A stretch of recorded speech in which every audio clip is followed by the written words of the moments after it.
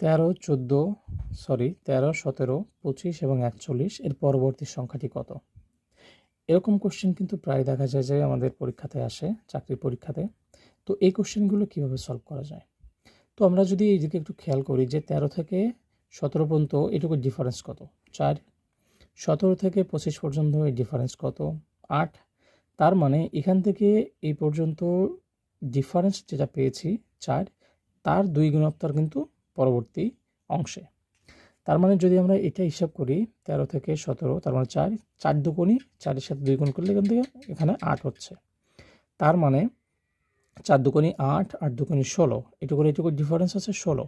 আর এর পরবর্তীতে কত বসবে? তাহলে অবশ্যই 16 দুগুণই 32। তার মানে এখানে 32 বসিয়ে তার সাথে 41 যোগ করলে আমাদের অ্যান্সার এটা আসবে। যদি বিশ্বাস না হয় তো করে দেখতে পারো যে এর থেকে এটুকু ডিফারেন্স আছে 4, এর পরবর্তীতে যে সংখ্যাগুলো হবে 4 এর সাথে 2 গুণোত্তর, 4 দুগুণই 8, এখানে যে 8টা বসিয়েছি তার পরবর্তীতে যে এই যে ফাঁকা ঘরটা আছে এখানে বসবে 8 গুণোত্তর, মানে 8 দুগুণই 16। তার পরবর্তীতে এই যে 16টা হলে এই 16 সাথে 25 যোগ করে 41 হয়েছে।